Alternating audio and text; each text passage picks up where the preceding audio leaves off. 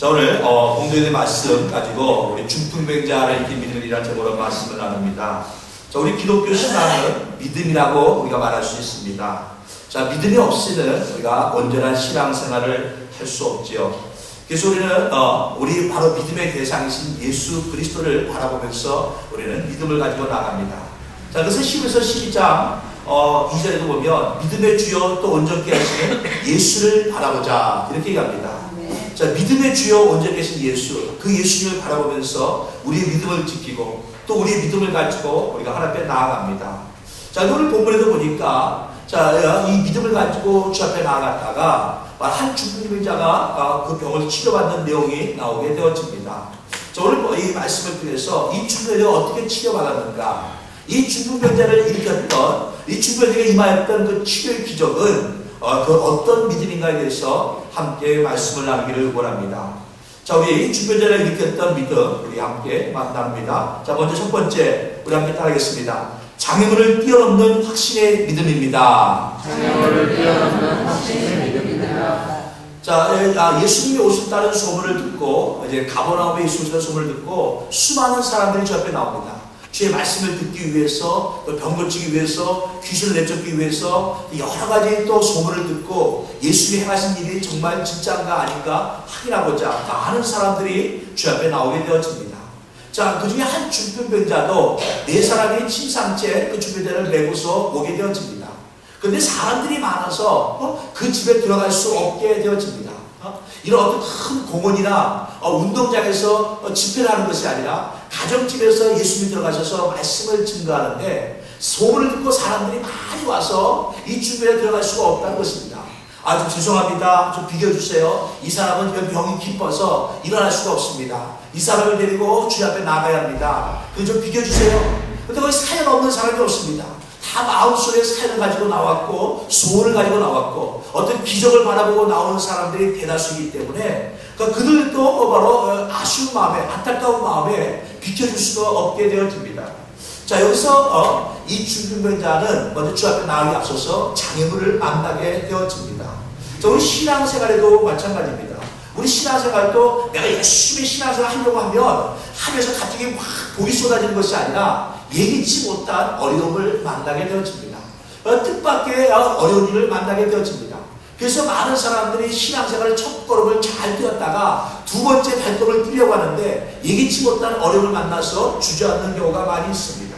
자, 그런데 이것이 우리 신앙생활 하면서 우리의 믿음이 더욱더 믿음의 삶을 살기 위해서 우리 믿음이 견고한 믿음이 되기 위해서 우리는 반드시 장애물을 뛰어넘어야 한다는 것입니다. 자, 근데 이 장애물을 뛰어넘는데 이 장애물을 뛰어넘는 믿음이 무엇이냐? 바로 확신의 믿음입니다. 주 앞에 나가기만 하면 반드시 병을 고침받는다 하는 이 확신이 있어야 하는 것입니다. 수많은 사람들이 그곳에 모였지만 그러나 이 중풍병자와 그와 함께했던 사람들은 바로 주 앞에 나아가기만 하면 병을 고침받는 확신이 있었다는 것입니다. 이 확신이 있었기 때문에 그들은 많은 사람들의 많은 장애물이 있었지만 그 장애물을 뛰어넘을 수 있게 되어진 것입니다. 쉽게 예를 들겠습니다. 자, 여러분 중에 누군가가 여러분 가족 중에 사랑하는 사람 중에 암이 걸렸습니다. 근데 도저히 이 암을 고칠 수가 없습니다. 여러 가지 방법을 써왔고 약을 써왔고 많은 의사에게 보였지만 아무도 이 암을 고칠 수가 없습니다. 근데 암을 고칠 수 있는 어떤 한 가지 방법이 있습니다. 그렇다면 어떻게 하겠습니까? 내가 온갖 수단과 방법을 가리지 않고 모든 내가 할 수 있는 모든 노력을 기울여서 그 방법만 있으면 반드시 암을 고침받는다는 100% 확신이 있다면 우리는 어떠한 수단을 쓰더라도 방법을 얻으려고 애를 쓰게 되어질 것입니다. 그런데 많은 사람들이 그 방법을 통해서 암을 고침받았지만 고침받지 못한 사람도 있더라. 사람에 따라 다르더라. 어떤 사람은 고침받고 어떤 사람은 고침 못 받고 그때 상황에 따라서 다르더라 하면 내가 그게 목숨 걸고 나가지 못할 겁니다. 근데 무조건 100% 고침받는다 그러면 얘기가 달라지는 것입니다. 자, 이와 같은 확신이 있을 때 우리는 장애물을 뛰어넘게 되어집니다. 자, 우리가 신앙생활하면서 가장 중요한 것이 무엇입니까? 바로 예수님을 만나는 것입니다. 믿음의 주요 온전케 하시는 예수를 바라보자. 자, 믿음의 주요 온전케 하시는 예수님을 바라보고 나가야 되는데 바로 이 예수님 앞에 나갈 때 우리 많은 장애물이 있다는 것입니다.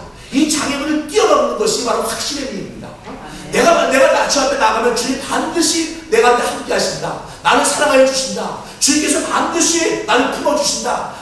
주님께서 내 기도를 들으신다. 역사하신다. 이런 확신이 있으면 우리는 어떠한 장애물이 있다도 그 장애물을 뛰어넘고 나아갈 수 있게 되어지는 것입니다. 자, 우리 이 준비자가 일으키는 믿음은 바로 장애물을 뛰어넘는 확신의 믿음인 것입니다. 자, 우리가 소리는 이 확신을 가지고 나아갈 수 있는 사람이 되어야 합니다. 자, 두 번째로 우리가 장애물을 뛰어넘는 믿음은 무엇입니까? 우리 함께 따라하겠습니다. 하나 되는 믿음입니다. 하나 되는 믿음입니다. 자, 이 준비자를 이제 예수 앞에 나가야 되는데, 준비자는 스스로 걸을 수 없는 사람입니다. 스스로 움직일 수 있는 사람이 아닙니다. 누군가의 도움이 필요합니다. 조금만 움직여서 한쪽 발은 움직일 수 있는데 한쪽 발은 못 움직여가지고 이 한쪽에 누가 기대가지고 갈 수 있는 그런 사람도 아닙니다. 자, 성경은 침상에 누워서 네 사람이 침상치에 들고 왔다라고 얘기합니다. 그 말은 무엇이냐? 발도 전혀 양발을 전혀 쓸 수 없는 사람이라는 것입니다. 한쪽 발만 쓸 수 있으면 한쪽으로 척득하면서 옆에 사람이 부추기면 한 사람이 부추겨도 올 수가 있습니다.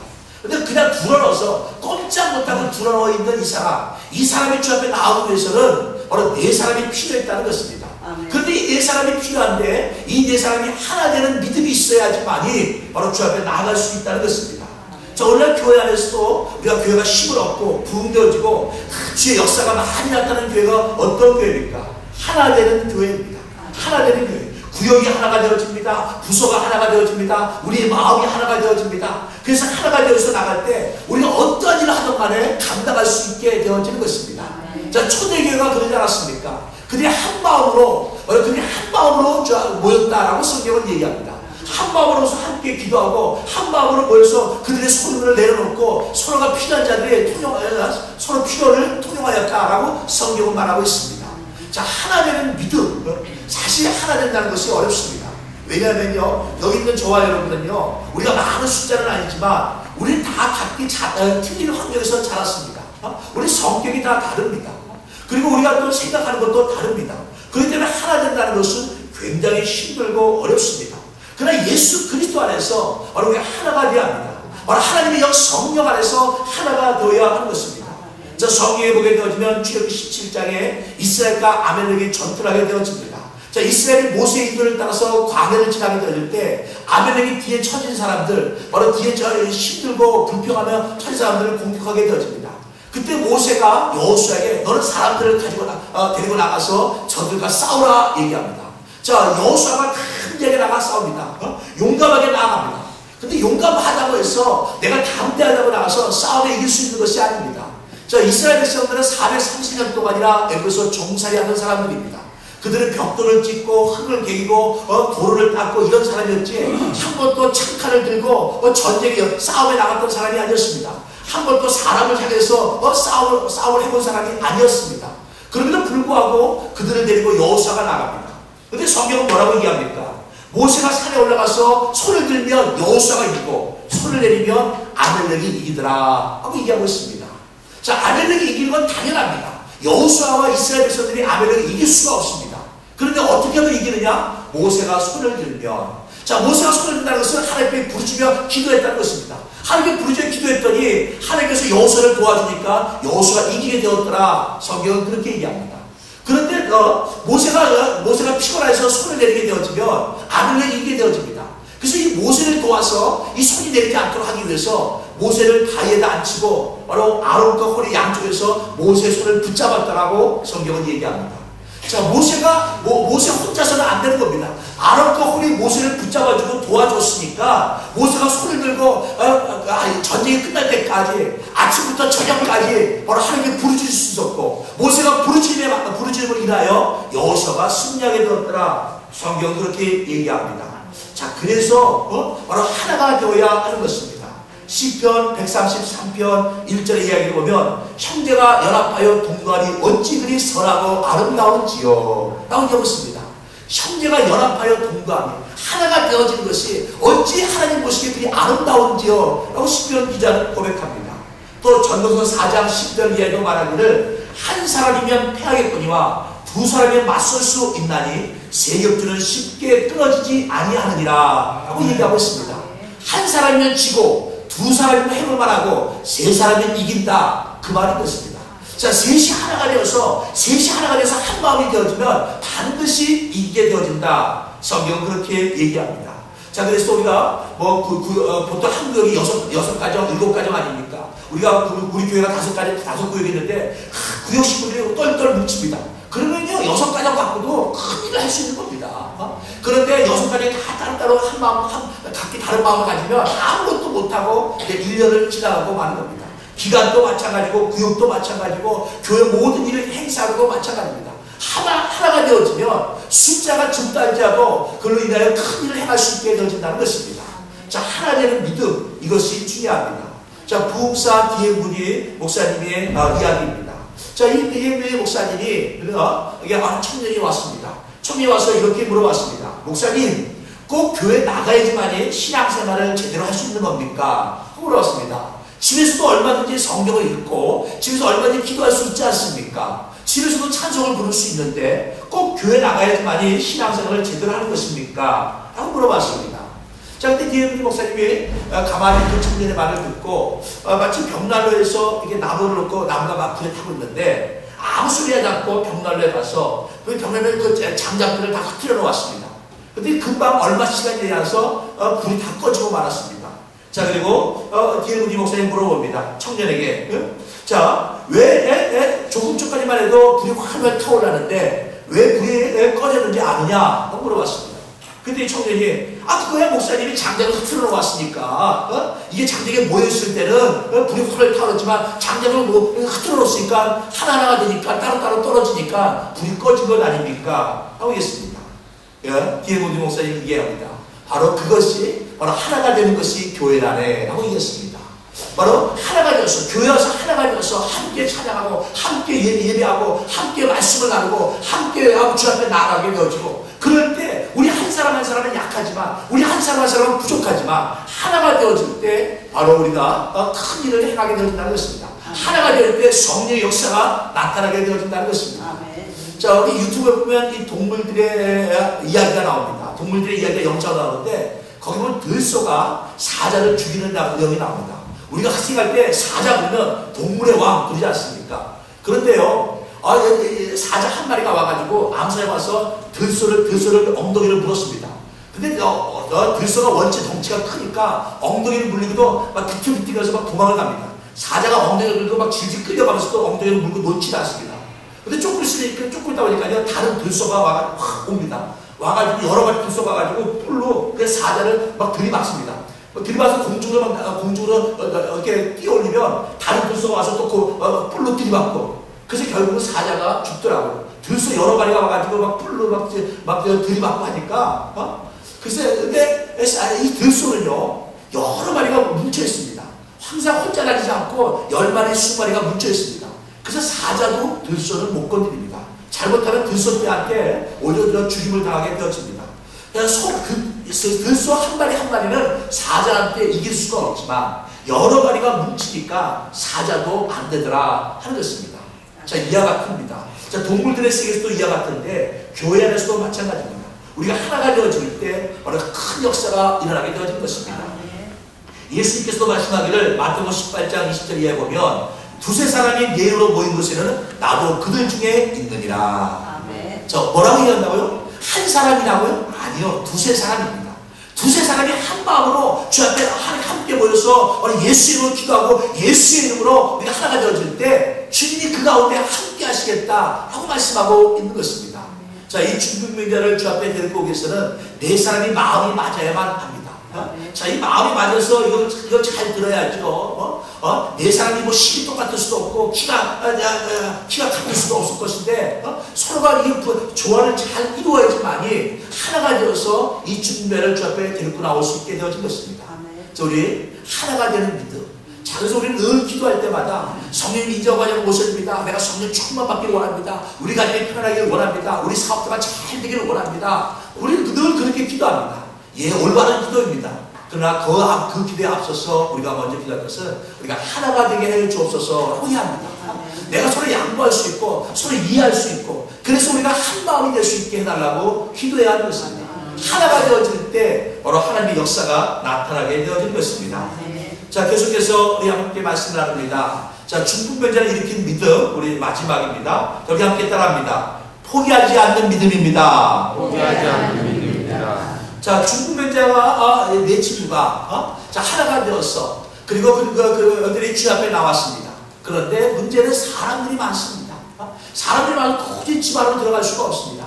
어떻게든 집 안으로 들어가려고 애를 쓰고 사람들에게 페르미션을 요구하고 나름대로 노력을 해봤지만 도저히 들어갈 수가 없습니다. 너무 사람이 많아서 뚫고 들어갈 수가 없습니다. 자, 이랬을 때 어떻게 해야만 합니까? 이랬을 때 많은 사람들이 돌아갔을 것입니다. 많은 사람들이, 아니, 그 중풍병자만 성경 기록되어 있지만 수많은 사람들이, 수많은 병자들이 주 앞에 나왔을 것입니다. 주 앞에 나가기만 하면, 주 앞에 나와 간구하기만 하면 병이 치료받는데, 어떤 병이든지 치료를 받는데, 병자들이 왜 오지 않았겠습니까? 제가 그 시대에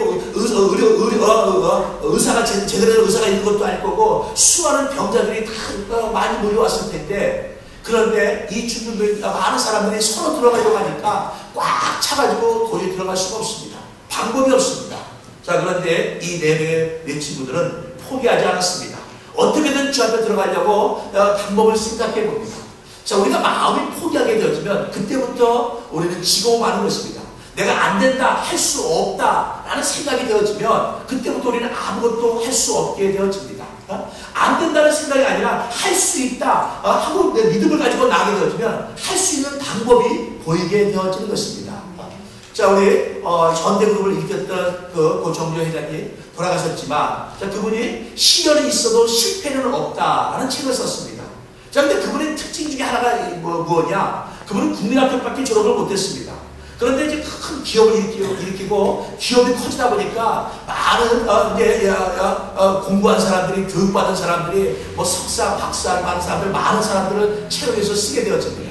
근데 어떤 공사를 한다, 어떤 공사를 하게 되어지면 그 사람들이 계산해 가서 와서 이렇게 얘기합니다. 회장님, 이거 안 됩니다 라고 얘기합니다.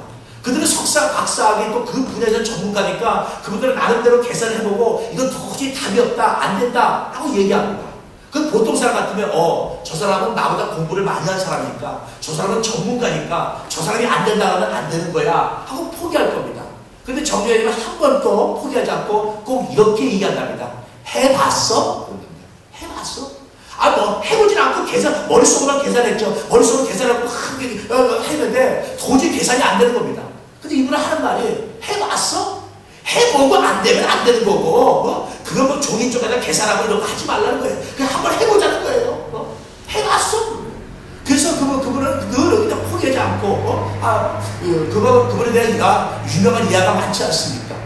자, 조선소를 건축할 때도 조선소 땅만 있고 아무것도 없는 데 가서 배를 수주하고 그냥 해봤어. 남들이 생각하지 못하는 거, 남들은 안 된다, 도저히 이 환경에서는, 이런 조건 속에서는 도저히 안 된다. 하지만 그분은 한 번도 안 된다는 생각을 가지고 오지 않았습니다. 그분은 믿음의 사람이 아닙니다. 하나님을 아는 사람이 아닙니다. 그럼에도 불구하고 할 수 있다 하는 그 마음을 가지니까 하는 방법이 보여지더라는 것입니다.